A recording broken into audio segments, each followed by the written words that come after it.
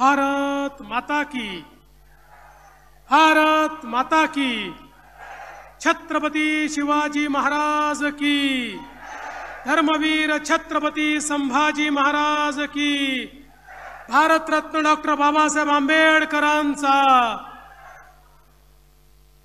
हिंदवी स्वराज्याचे सरसंस्थापक छत्रपती शिवरायांना मानाचा मुजरा करतो।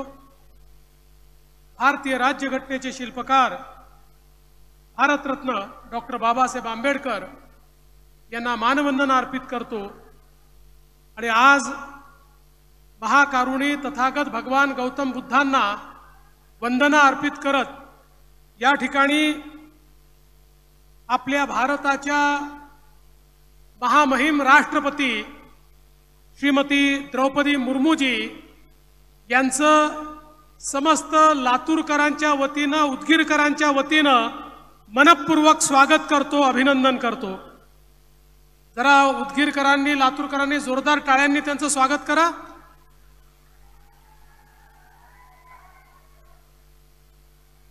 आज अतिशय आनंदाची गोष्ट आहे की या कार्यक्रमात आपल्यासोबत महाराष्ट्राचे लोकप्रिय महाराष्ट्राचे आदरणीय राज्यपाल श्री सी.पी. राधाकृष्णनजी, लोकप्रिय मुख्यमंत्री एकनाथराव शिंदेजी, केंद्रीय मंत्री रामदास आठवलेजी, ग्रामविकास मंत्री गिरीश महाजनजी, या भूमीचे सुपुत्र आणि अतिशय तळमळीनं काम करणारे नेते म्हणून ज्यांच्याकडे पाहिलं जातं ते राज्याचे मंत्री संजय बनसोडेजी, आमच्या महिला बाल विकास मंत्री अदितीताई तटकरे, या ठिकाणी उपस्थित सर्व मान्यवर आणि उपस्थित सर्व लाडक्या बहिणींनो आणि तितक्याच लाडक्या भावांनो, आज ही खरोखर अतिशय आनंदाची गोष्ट आहे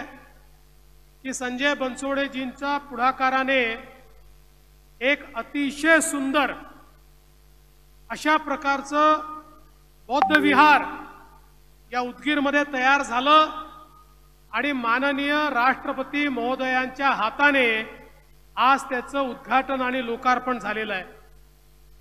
खरं म्हणजे आम्ही त्या ठिकाणी गेलो, अतिशय सुंदर अशा प्रकारची त्याची रचना करण्यात आलेली आहे आणि त्या ठिकाणी भगवान गौतम बुद्धांची जी मूर्ती आहे ही थायलंडवरनं मागवण्यात आलेली आहे। अतिशय सुंदर, अतिशय मनाला शांती देणारी अशा प्रकारची जागा तयार केल्याबद्दल संजय बनसोडेजी तुमचं मी मनापासून अभिनंदन करतो आणि तुम्हाला धन्यवाद देतो। खरं म्हणजे भारतरत्न डॉक्टर बाबासाहेब आंबेडकरांनी भगवान गौतम बुद्धांचा जो धम्म आहे तो जनाजनापर्यंत पोहोचवला। बाबासाहेबांनी हे बघितलं की हा भगवान गौतम बुद्धांचा जो धम्म आहे हा समतेचा धम्म आहे, हा बंधुतेचा धम्म आहे आणि त्यामुळे खऱ्या अर्थानं सामान्य माणसाला धम्माची शिकवण देत, पंचशीलाची शिकवण देत डॉक्टर बाबासाहेब आंबेडकरांनी एक ताकद दिली। आणि आज आपण पाहतोय जगामध्ये जे प्रगत देश आहेत त्या प्रगत देशांमध्ये जपान सारखा जो अतिशय प्रगत देश आहे या देशामध्ये आज सर्वाधिक भगवान गौतम बुद्धांना मानणारे अनुयायी हे त्या ठिकाणी आपल्याला पाहायला मिळतात। नव्हे तर सर्व साऊथ ईस्ट एशियामध्ये भगवान गौतम बुद्धांचा विचार हा त्या ठिकाणी अंगीकारला गेला आणि आज ती सगळी राष्ट्र ही प्रगत राष्ट्र म्हणून आपल्याला पाहायला मिळत आहेत। डॉक्टर बाबासाहेब आंबेडकरांनी ज्यावेळी आपल्या संविधानाची रचना केली त्यावेळी या संविधानामध्ये भगवान गौतम बुद्धांच्या विचाराने त्या ठिकाणी समता आणि बंधुतेचा समावेश केला आणि या भारताला एक असं संविधान दिलं की जगातलं सगळ्यात उत्तम संविधान हे आमच्या भारताचं संविधान आहे। आणि हे संविधान आताच आठवले साहेबांनी सांगितलं, कोणी कितीही खोटं बोललं तरी विश्वास ठेवू नका, भारताचं संविधान जोपर्यंत चंद्र आणि सूर्य आहे तोपर्यंत कोणीही बदलू शकत नाही। आज मला या गोष्टीचा आनंद वाटतो की भारतरत्न डॉक्टर बाबासाहेब आंबेडकरांच्या जीवनातील काही प्रमुख गोष्टींना त्या ठिकाणी हातभार लावण्याची संधी मला मिळाली। मग चैत्यभूमीवरचं भारतरत्न डॉक्टर बाबासाहेब आंबेडकरांचं स्मारक असेल की ज्याची जमीन माननीय मोदी साहेबांकडनं आम्ही आणली आणि त्या ठिकाणी स्मारकाची निर्मिती सुरू केली। दीक्षाभूमीचं सौंदर्यीकरण असेल किंवा लंडन येथे भारतरत्न डॉक्टर बाबासाहेब आंबेडकरांचं घर असेल, जे घर लिलावात निघालं होतं, आम्ही निर्णय केला आणि ते घर विकत घेतलं आणि त्या ठिकाणी संग्रहालय तयार केलं। आणि एवढंच नाही तर कोयासान विद्यापीठामध्ये जपानमध्ये भारतरत्न डॉक्टर बाबासाहेब आंबेडकरांचा पुतळा देखील त्या ठिकाणी उद्घाटित करण्याचं भाग्य मला आणि आठवले साहेबांना या ठिकाणी मिळालं। आणि म्हणून खऱ्या अर्थानं त्यांच्या विचाराने प्रेरित होऊन आणि भारताच्या संविधानानुसार हा देश माननीय मोदीजींच्या नेतृत्वात मोठ्या प्रमाणात प्रगती करतोय।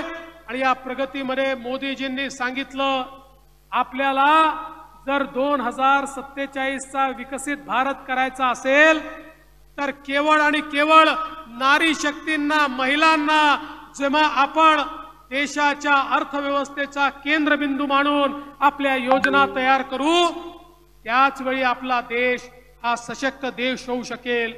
आणि म्हणून मोदीजींनी बेटी पढाओ बेटी बचाओ पासनं तर लखपती दीदी पर्यंतचे कार्यक्रम आखले। परवा आपण पाहिलं, महाराष्ट्रात ते आले होते। 11 लाख आमच्या भगिनी होत्या ज्या काल परवापर्यंत घरगुती महिला होत्या, आता वर्षाला 2 लाख 4 लाख 5 लाख 8 लाख कमवत आहेत। मोदीजींनी सांगितलं आणि आम्हीही हा निर्णय केला की या महाराष्ट्रामध्ये पहिल्या टप्प्यात 25 लाख आणि मग 1 कोटी लखपती दीदी आम्ही तयार करणार आहोत। आणि मोदीजींच्याच आशीर्वादाने आणि त्यांनी दिलेल्या मंत्राप्रमाणे माननीय मुख्यमंत्र्यांच्या नेतृत्वात महाराष्ट्रामध्ये महिला सक्षमीकरणाची योजना सुरू झाली।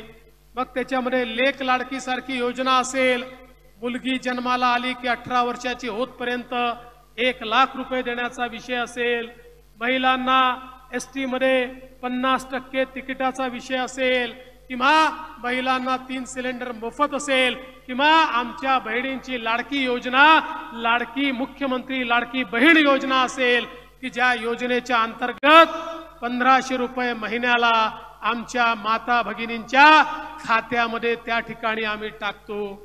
मला या निमित्ताने सांगायचं आहे, एकीकडे माय माऊलीला आमच्या बहिणींना मजबूत करण्याचा प्रयत्न आम्ही करतोय, पण काही लोकांना ते देखील पाहवत नाही। काही लोक लाडकी बहीण योजना बंद करा म्हणून हायकोर्टमध्ये गेले आणि मला दुःख आहे, हायकोर्टमध्ये गेलेला व्यक्ती हा काँग्रेसचे अध्यक्ष, त्या ठिकाणी नाना पटोले यांचा निवडणूक प्रमुख आहे, काँग्रेसच्या अनेक नेत्यांचा निवडणूक प्रमुख आहे। माझी त्यांना देखील योजना आहे, विनंती आहे, काँग्रेसच्या महाविकास आघाडीच्या सगळ्या नेत्यांना विनंती आहे, या योजनेला राजकीय चष्म्यातनं पाहू नका, याला विरोध करू नका। ही योजना आपल्या सगळ्या बहिणींकरता तयार करण्यात आलेली योजना आहे। बहिणींच्या खात्यामध्ये जेव्हा 1500 रुपये जातात त्यावेळी आमच्या बहिणींना त्याचं मोल माहिती आहे।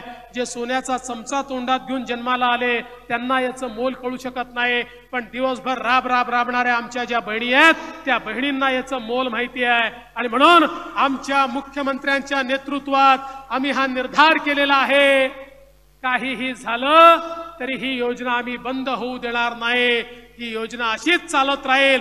तुमचा आशीर्वाद जोपर्यंत आमच्या पाठीशी आहे ही योजना कोणीच बंद करू शकणार नाही। आज आपण पाहिलं, लाडक्या भावांना देखील त्या ठिकाणी कार्यप्रशिक्षण योजनेतनं 10,000 रुपयाची नोकरी आपण देतो। आणि एवढंच नाही, आपल्या शेतकऱ्यांना आता आपण विजेचं बिल हे माफ केलेलं आहे, शेतकऱ्यांना विजेचं बिल भरावं लागणार नाही, ही योजना देखील आपल्या सरकारने आणली आहे। आणि म्हणून मी अधिक बोलणार नाही, पण एवढंच सांगतो, आज आपल्याला अभिमान आहे की या देशामध्ये श्रीमती द्रौपदी मुर्मूजी यांच्यासारखी एक आदिवासी महिला जी संघर्ष करून पुढे आली, डॉक्टर बाबासाहेब आंबेडकरांच्या संविधानाचं संरक्षण करण्याची जबाबदारी राष्ट्रपती म्हणून आज द्रौपदी मुर्मू मॅडमनी या ठिकाणी स्वीकारलेली आहे आणि म्हणून त्यांचं पुन्हा एकदा आपल्या सगळ्यांमध्ये मनपूर्वक स्वागत करतो आणि माझं बोलणं संपवतो। आणि जाता जाता संजय बनसोडेजी, तुम्ही ज्या काही मागण्या केलेल्या आहेत काळजी करू नका, मुख्यमंत्री आणि आम्ही सगळे तुमच्या पाठीशी आहोत, निश्चित त्या मागण्यांकडे योग्य लक्ष दिलं जाईल एवढं सांगून माझं बोलणं संपवतो। जय हिंद, जय महाराष्ट्र। Thank you sir.